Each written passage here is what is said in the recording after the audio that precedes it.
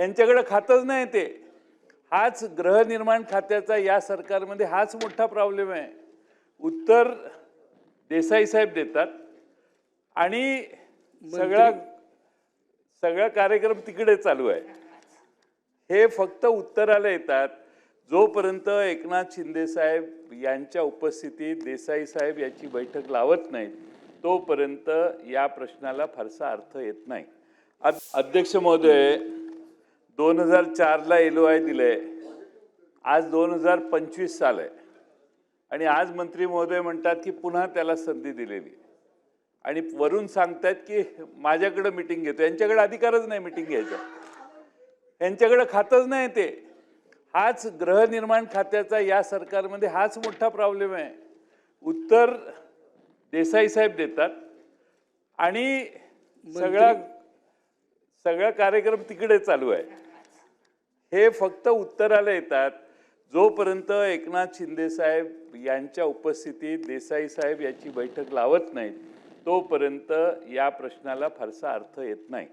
अध्यक्ष महोदय, सन्माननीय चौधरी साहेबांनी 2004 पासून काय अवस्था झालेली आहे सांगितलं. पुन्हा मंत्री महोदयांनी सांगितलं की पुन्हा आता त्यांना संधी देण्याची व्यवस्था केलेली आहे. म्हणून मी विचारलं की विकासक आपल्या ओळखीचा आहे का. याचा उद्देश माझा काही आरोप नाही आहे, तुमची ओळखच मुंबईत असण्याचं काही कारण नाही आहे.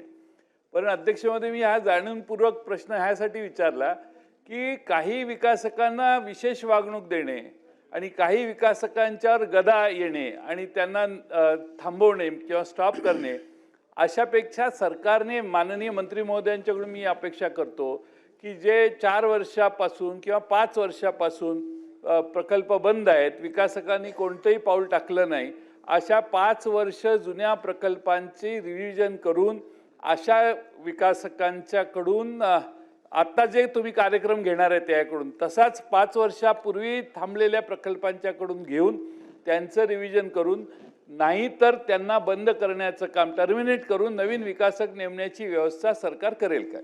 सन्माननीय अध्यक्ष महोदय, सन्माननीय ज्येष्ठ सदस्य जयंत पाटील साहेबांनी अत्यंत पॉझिटिव्ह सूचना केलेली आहे की कुठेतरी ह्याचा एकदा रिव्ह्यू होणं गरजेचं आहे की ज्या लोकांनी 5-5 वर्ष, एखादा दुसरा वर्ष एक्सटेन्शन आपण समजू शकतो काही तांत्रिक अडचण असेल म्हणून किंवा काय असेल म्हणून, पण 5-5, 10-10 वर्ष जर प्रकल्प रखडवत ठेवले असतील तर याचा निश्चितपणे एकदा कुठेतरी रिव्ह्यू घेणं गरजेचं आहे आणि या बाबतीतला रिव्ह्यू गृहनिर्माण विभागाकडनं निश्चितपणाने घेतला जाईल.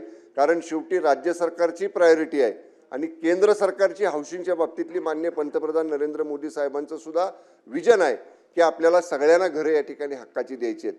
त्यामुळं जयंत पाटील साहेबांनी ते विजन पूर्ण करण्यासाठी पॉझिटिव्ह सजेशन दिलेलं आहे. पॉझिटिव्ह 25 ते विजन पूर्ण करण्यासाठी सन्माननीय ज्येष्ठ सदस्य जयंत पाटील साहेबांनी एक पॉझिटिव्ह सजेशन दिलेलं आहे.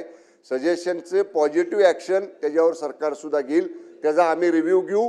आणि राहिला प्रश्न जयंत पाटील साहेब म्हणले मागे एकदा जे म्हणले होते तसंच की हे फक्त अधिवेशनापुरते आहेत.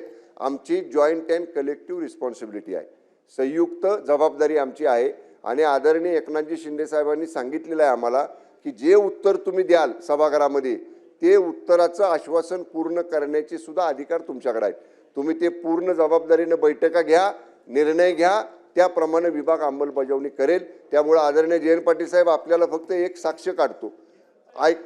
ऐका ना साहेब, तुम्ही वरुण सरदेसाई साहेब तुमच्या बाजूचे, त्यांना विचारा. त्याला मी आश्वासन एक दिलं होतं, मी माझी बैठक घेतली, त्यांना बोलवलं आणि पॉझिटिव्ह मार्ग आम्ही वरुण सरदेसाई साहेब खाजगीत भेटून सांगा जयंत पाटील साहेबांना ते बघा.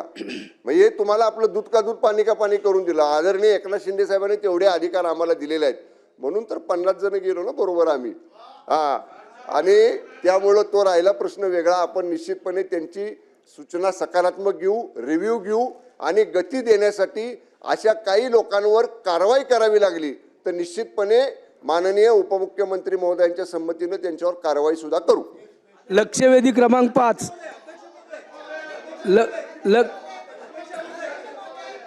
मुर्जी पटेल. धन्यवाद मुर्जी पटेल. अध्यक्ष महोदय, अजय चौधरी साहब